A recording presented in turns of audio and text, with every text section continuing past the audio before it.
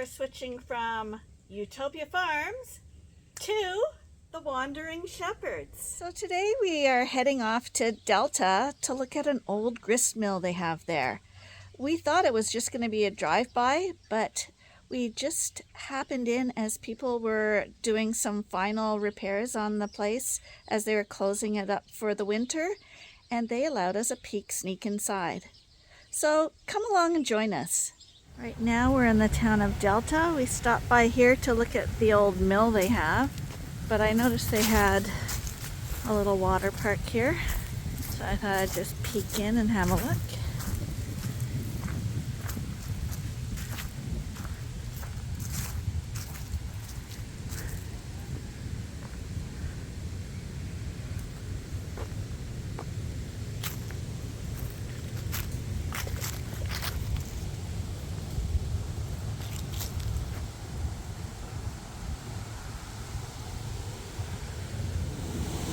So this is Delta's Stone Bridge.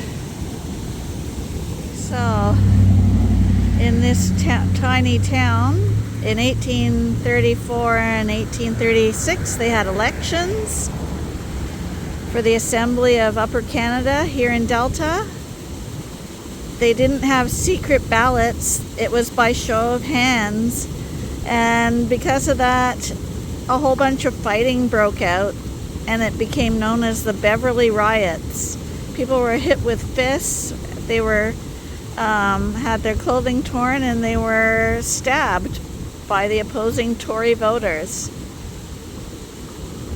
And so in 1840 they passed a law that people couldn't behave that way during elections. And then it was called responsible government. So this is the water coming from Upper Beverly Lake, and it flows under the bridge here to the mill into Lower Beverly Lake. And at certain times of the year, this mill is open to go inside. It's the end of October now, and in Canada, in our area especially, everything closes basically October 14th for Thanksgiving weekend, and it's later than that. But it's a beautiful mill here. If you want to go see inside this mill, and really you should do it, it's a beautiful building indoors. It opens May long weekend, and like I said, it closes Thanksgiving long weekend.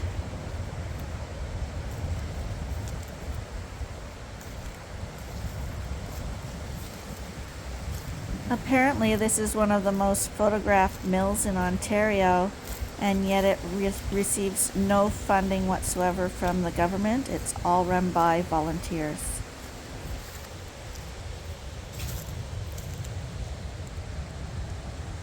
There's Arnie over there.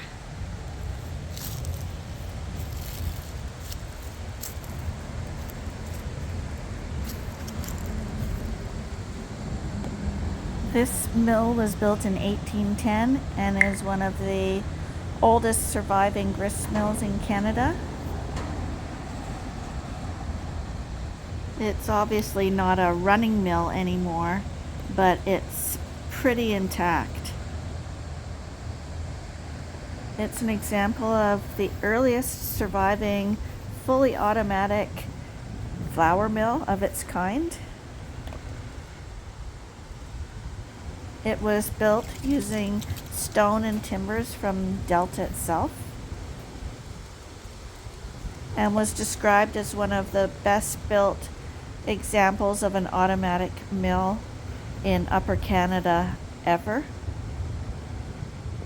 And for those of you who don't know Canadian history, before Canada became Canada, we were known as Upper Canada in this area. This building was unique for its time in that it used the building itself as its own dam to send the water through to the mill. And it looks like they have brochure here. Arnie's going to pick up a brochure. And the door is open, so I might be able to do a quick peek inside.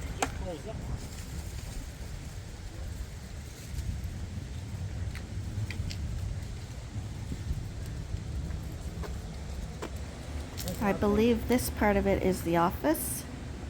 There's part of it. Isn't that stonework and woodwork just beautiful? We're not allowed in right now, but the door is open and they've done a really, really good job restoring it. We'll come back here for sure.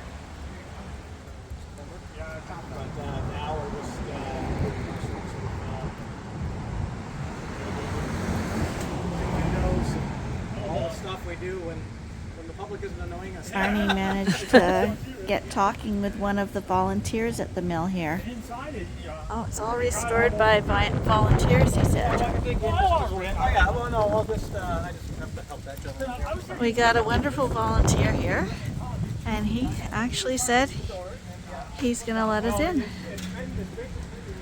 You gotta love this. Tons of interpretation sign. We do actual milling. Those are working millstones. No, it's just, I was here a couple of years ago and I seen the potential of that. Yeah. Most of the mills you see, this mill here is pretty well back intact. Yeah. Yeah. We came in here and they were doing a rope demonstration. Yeah, Yes. yeah. It was. We still have the rope maker over in the other building. Oh, is that right? We there, still have the yeah. rope. It was. Yeah, it was actually really So neat. who pays for it all? You might be asking. Well, membership, volunteers, donations. Okay. Just donations. No, I'm just curious how you. No, we're donation funded. Okay. When we hire summer staff, and we go We'll come back later, but this guy was really nice to let us in here. Because this is closed to the public right now. We don't want to get this guy in trouble, so I'm just doing a really quick run through the building so that no one says, hey, what are you doing letting people in when we're closed? These are the old millstones.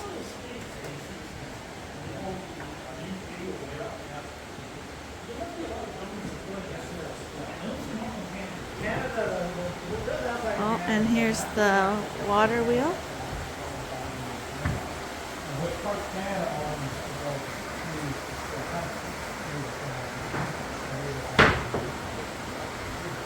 And I don't know if you can see the old stone walls down there.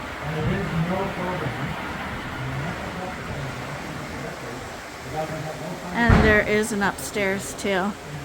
I'm sure I can't do that, but it's nice that he let us here. Look at those scales. We have been in here when it has been open, and they actually show you all the things and how they move the grain and how everything operated, and it's really, really interesting. So this is a Stevens group coming in from Vermont. Brings in a bunch of families, and they first, build their rough cabins, and it's all forested. There's no farmland. So now they're chopping down the forests to create farmland. So initially they plant wheat between the stumps, wheat and potatoes, and they clear about 3 acres a year, and about year 9 they come back to the original field and pull the stumps. And that's when they can start growing grain kind of commercially. Because one of the questions of this mill is that in 1810, this is what's known as a merchant mill. It was designed to process surplus wheat, which means farmers at that time, the builder of this place, figured that they're making enough beyond their own family needs. So initially they come in and they have something like this, which is a stump mill. You can't make flour out of that, you can make meal out of that, but that's what they were doing. There's a really good story from Merrickville from 1798 where this is what they had, and they went to Brockville to get some grain ground in the flour, good flour. But in this case, they're doing this, and then And so when they're doing that and they're putting wheat and potatoes between the trees, they would actually grow. Well, no, with once they chop stuff? down the trees. Well, So they didn't pull the stumps initially because that would be backbreaking work. They wait. Say 8 to 9 years for them to rot enough that would okay, that makes sense. And they would have had oxen, like for instance, the Stevens group came in. They came in with 6 families, and we actually have the account of that. They came in with ox-drawn wagons up from Vermont. So they would have had oxen to help them. but not to take down the trees. And back then it was all axe work.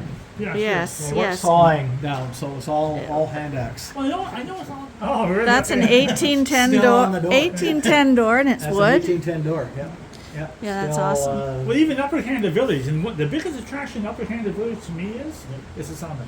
Yeah. It's running on water power, Yep. and that amazes me. Yeah. But all the rest is fine. And we've always had a sawmill associated with this. In fact, we've been giving away a certain amount of stuff, and one of the people that we give away stuff to is Upper Canada Village. Surplus stuff to us, but stuff they can put on display. Sure. So see the stuff that's just going to be buried in our collection forever, or hey, give it to somewhere and they'll put it on display and have somebody else actually do it. Oh, we'll let you go. I'm just. Yeah. No, And we have building. We also have a picture of the Russell brickworks that it came from. And you can see all the bricks are up on it. This is the old blacksmith shop. It also is really cool. They're using it right now for modern equipment to restore the mill. But you can see all the old stuff.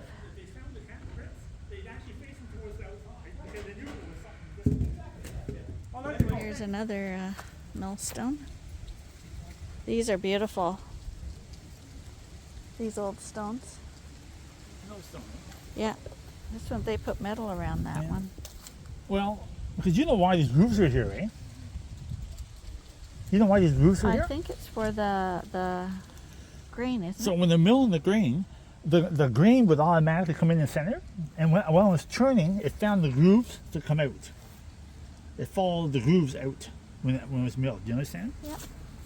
That one there looked like it was made with different type of stones, but most of the time it's one stone, like the one I took Yeah, you there's to, two with in grooves there. it. Yeah, really nice. Here's some pictures of Delta before. Cool pictures. So this building is 1810. The old mill. To be honest, it doesn't look much different than it does right now.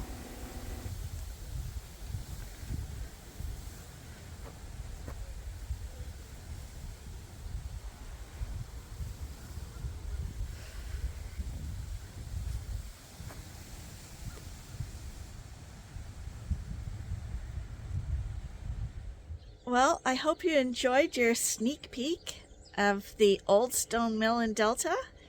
If you did, be sure to check out some of our other Wandering Shepherds videos. And of course, our main videos are about Ewetopia Farms, which is our working sheep farm in Eastern Ontario. So be sure to check out those too if you're interested in how sheep farm works and seeing all the really nice animals. Anyway, thanks for joining us. Bye for now.